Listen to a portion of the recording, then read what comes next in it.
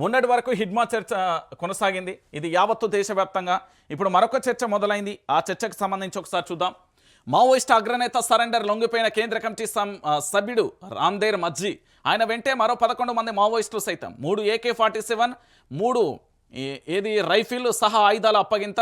రామ్ధేర్పై 1.05 కోట్ల రివార్డ్. ఇక ఛత్తీస్గఢ్ సీఎం విష్ణుదేవ్ సాయి, ఇక రాష్ట్రం నుంచి మావోయిస్టులు కేంద్ర కమిటీలో ఎవరు లేరు హోంమంత్రి అంటూ కూడా చూడొచ్చు. మధ్యప్రదేశ్లో 10 మంది లొంగుబాటు అంటూ కూడా చూడొచ్చు. పోలీసుల ఎదుట లొంగిపోయిన మావోయిస్ట్ అగ్రనేతకు సంబంధించి తోటి మావోయిస్టులకు సంబంధించిన ఫోటో.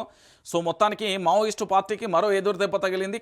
ఛత్తీస్గఢ్ కేంద్ర కమిటీ సభ్యుడు MMC జోనల్ ఇన్ఛార్జ్ రామ్ధేర్ మజ్జీకి సంబంధించి మరో 11 మంది నక్సల్స్ సోమవారం తెల్లవారుజామున పోలీసుల ఎదుట లొంగిపోయారు. వీరంతా మహారాష్ట్ర, మధ్యప్రదేశ్, ఛత్తీస్గఢ్ MMC జోన్కు చెందినవారు. ఛత్తీస్గఢ్ నుంచి కేంద్ర కమిటీలో హిడ్మా మజ్జీ ఉండగా ఇటీవల ఏపీలో జరిగిన ఎన్కౌంటర్లో హిడ్మా మృతి చెందిన విషయం తెలిసిందే. తాజాగా లొంగిబాటుతో ఛత్తీస్గఢ్ మావోయిస్టు కేంద్ర కమిటీలో ఎవరు లేరని ఆ రాష్ట్ర డిప్యూటీ సీఎం విజయ్ శర్మ పేర్కొన్నారు అంటూ కూడా చెప్పిన పరిస్థితి కనబడుతుంది. సో ఇక పూర్తి స్థాయిలో కూడా మీరు చూడండి, మెల్లమెల్లగా పూర్తి స్థాయిలో మావోయిస్ట్ పార్టీకి సంబంధించి ప్రజాక్షేత్రంలోకి వస్తున్న పరిస్థితి అయితే కనబడుతుంది. మావోయిస్టు పార్టీకి ఏం జరిగింది, మావోయిస్టు పార్టీ ఎందుకు అట్లా జరుగుతుంది, మావోయిస్టు పార్టీలో జరిగిన మూలాలు ఏంది అనేది ఒక్కసారి మనం చర్చిద్దాం. అసలు ఏం జరిగింది అంటే ఒకసారి తెలంగాణతో పాటు యావత్ ప్రతి ఒక్కరు కూడా ఆలోచించండి. 1970 కావచ్చు, 1980 కావచ్చు, 2001 కావచ్చు, 2014 కావచ్చు, ఇది మావోయిస్టు పార్టీకి సంబంధించి కీలక ఘట్టాలండి. ఆనాడు పూర్తి స్థాయిలో పెత్తందారీ వ్యవస్థ కానీ ఇక్కడ రాజ్యాలతోని పోరాటం చేసి పేద బడుగు బలహీన వర్గాలకు సంబంధించి అనేక తెగలు గిరిజన బిడ్డలకు సంబంధించి నానా రకాలుగా ఇబ్బందులు పడ్డ పరిస్థితులు ఆనాడు ఆదుకునేవారు లేక వీళ్ళొచ్చి పంచాయతీలు చేసి వాళ్ళకి అంతోకింత భరోసా ఇచ్చి వాళ్ళ పక్షాన నిలబడ్డం అనేది ప్రధానంగా కూడా చూపించే ప్రయత్నం చేశారు. ఆ రోజులలో సక్సెస్. కానీ ఇప్పుడు మావోయిస్టు పార్టీ రిక్రూట్మెంట్ లేదు. మెయిన్గా నేటి యువత పూర్తి స్థాయిలో మావోయిస్ట్ అడవులలోకి వెళ్ళైతే పోరు. ఫోన్ ఇచ్చిపెట్టి 10 నిమిషాలు, 1 నిమిషం ఉంటే సరిపోతుంది. ఈరోజు అంతా కూడా టెక్నాలజీ మయంలో లీనమైపోయేది తప్ప అడవుల బాట బట్టి అడవులలో పోరాటం చేస్తాం, మేము మావోయిస్ట్ పార్టీలో జాయిన్ అవుతాం అనేది ఎవరు లేరు. సో మావోయిస్ట్ పార్టీకి రిక్రూట్మెంట్ లేదు.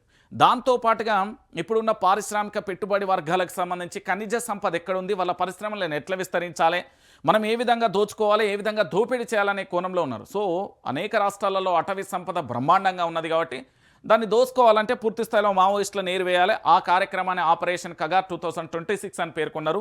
దాంట్లో భాగంగా కొన్ని ఫేక్ ఎన్కౌంటర్లు, కొన్ని బూటకప్ ఎన్కౌంటర్లు, కొన్ని నిజమైన ఎన్కౌంటర్లు, కొన్ని పూర్తి స్థాయిలో రకరకాలుగా కూడా జరిగినాయి. పూర్తి స్థాయిలో మావోయిస్టు పార్టీకి ఇప్పుడు ఏంటంటే ఇలాంటి పరిస్థితి ఒకటి వస్తుందని మావోయిస్టు పార్టీ కూడా ఎప్పుడు ఊహించలే. ఎందుకంటే భారత దేశం యొక్క బార్డర్లో ఉండాల్సిన సైన్య వ్యవస్థ మొత్తం అడవులలో జల్లడబట్టేసింది. పారిశ్రామిక వేత్తలకు సంబంధించి లేదా పెట్టుబడిదారు వ్యవస్థకు సంబంధించి ప్రభుత్వాలకు సపోర్ట్ చేయడంతో వాళ్ళందరూ మావోయిస్టులను ఏరివేసే కార్యక్రమాన్ని మొదలుపెట్టిలు. దాంట్లో ఇప్పుడు ఏం చేయాలో ఎటు పోవాలో దిక్కుతోచని పరిస్థితులలో ఉంది. సో ఫైనల్గా ఏమైపోయిందంటే ఈ అంశం పూర్తిగా కూడా మావోయిస్టులకు సంబంధించిన ఎపిసోడ్ క్లోజ్ అయిపోయింది. సో వీళ్ళందరూ మావోయిస్టు పార్టీ నుంచి ప్రజాక్షేత్రంలోకి వస్తారు. ప్రజాక్షేత్రంలోకి వచ్చి పోరాటం చేస్తాం, మేము ఒక జెండా మోస్తాం, ఒక ఒక ప్రజా ఉద్యమాలను మేము నిర్మిస్తాం, ప్రజలకు సంబంధించి పోరాటం చేస్తారని చాలా మంది స్టేట్మెంట్ ఇస్తారు. ఇంకా ముచ్చట్లని మర్చిపోరు. ఎందుకు అంటే ఇప్పటి వరకు మీరు చూడరు, ఈ తెలంగాణలో 2000 సంవత్సరం నుండి మొదలు పెడదాం, లేదా 2014 నుంచి మొదలు పెడదాం, లేదా 2020 నుంచి మొదలు పెడదాం. ఇప్పటి వరకు లొంగిపోయిన మావోయిస్టులకు సంబంధించి ప్రజాక్షేత్రంలో ఏమీ పోరాటం చేసిళ్ళు, ఇప్పటి వరకు వాళ్ళ వల్ల ప్రజా ఉద్యమాలు ఎంతవరకు ఉధృతమైనాయి, దానివల్ల ఎంతవరకు ప్రభావితమైనాయి, ఎన్ని సంఘాలు ఏర్పడ్డాయి, ఏం జరిగింది అనేది బహుశా నాకంటే ఎక్కువ తెలంగాణ ప్రాంత ప్రజలకే తెలుసు. సో దాంట్లో ఏమీ లేని పరిస్థితి కనబడి ఇక్కడ ప్రజా ఉద్యమాలు ఉన్నాయి, ఇక్కడ అనేక రకాలుగా పోరాటాలు చేయడానికి ఉన్నారు. సో వీళ్ళే వచ్చి చేస్తారు అనేది అది ఒక $1 మిలియన్ ప్రశ్న అనే విషయాన్ని గుర్తుపెట్టుకోరు. ఇక దాంతోపాటుగా మరొక అంశాన్ని కూడా చూద్దాం. ఎందుకంటే ఇగో బీజేపీకి స్థానిక సవాళ్ళు, పోటీకి కరువైన అభ్యర్థులు, మెజార్టీ పూర్తిగా కూడా జీపీలు, మహిళలకి గ్రామ స్థాయిలో కమలానికి కరువైన లీడర్లు, పక్క పార్టీ నుంచి లాగేసుకుందామన్నా నో ఛాన్స్, అన్ని కూడా పోటీ చేయాలని నిన్నే ఏకగ్రీవం చేసుకుంటే 10 లక్షల నజరానా అయినా అంతంత మాత్రంగానే ఆదరణ, కరీంనగర్లో మాత్రమే ఒక్క నామినేషన్ అంటూ కూడా చెప్పిన పరిస్థితి కనబడుతుంది. ఇక భారతీయ జనతా పార్టీ గురించి ఒక్క మాటలో చెప్పాలంటే అటు సెంట్రల్లో అధికారంలో ఉండి ఇటు రాష్ట్రానికి సంబంధించి పూర్తి స్థాయిలో ఎందుకున్నది అంటే అదే ఒక పెద్ద క్వశ్చన్ మార్క్. కేంద్రంలో అధికారాన్ని పెట్టుకొని రాష్ట్రంలో ఏమన్నా చేస్తున్నారంటే ఇంతకంటే నిర్లక్ష్యానికి ఇంతకంటే దారుణానికి మరొకటి ఉండదు. ఎందుకు నేను ఈ విషయాన్ని చెప్తున్నా అంటే సెంట్రల్లో అంటే జాతీయ నాయకత్వం ఈ భారతదేశాన్ని పరిపాలిస్తున్నది భారతీయ జనతా పార్టీ.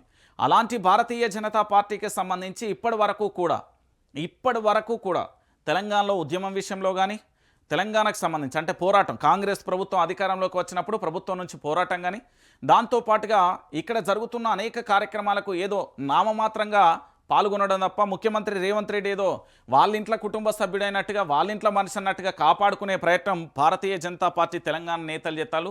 ఈ తెలంగాణలో సరి అయిన నాయకత్వం లేకపోవడం, తెలంగాణకు సంబంధించి కార్యకర్తలు ఉన్నప్పటికీ కూడా వాళ్ళని కాపాడుకోలేని పరిస్థితులలో ఉండడం. సో మొత్తానికి అల్టిమేట్గా భారతీయ జనతా పార్టీ సవాళ్ళు ప్రతి సవాళ్ళతో తెలంగాణలో ఎక్కడ అంటే పతాక స్థాయి అంటే టాప్ స్థాయి నుండి మొత్తం అట్టడుగు కూడా పడిపోయిన పరిస్థితి కనబడుతుంది. ఇక ఏమీ చేయలేని పరిస్థితులలో భారతీయ జనతా పార్టీ ఉన్నది అనేది వాస్తవమైన విషయం. సో పూర్తిగా కూడా మీరందరూ కూడా ఆలోచించాల్సిన విషయం ఏంటంటే ఇప్పటి వరకు తెలంగాణలో భారతీయ జనతా పార్టీ ప్రజల కోసం ఇది చేసింది, లేకపోతే అది చేస్తుంది, లేకపోతే ఇంకోటి చేస్తుంది, ఇంకోటి చేయగలుగుతుంది అనేది మూర్ఖత్వమైన ఆలోచన. భారతీయ జనతా పార్టీ దాన్ని తెలంగాణలో మర్చిపోయి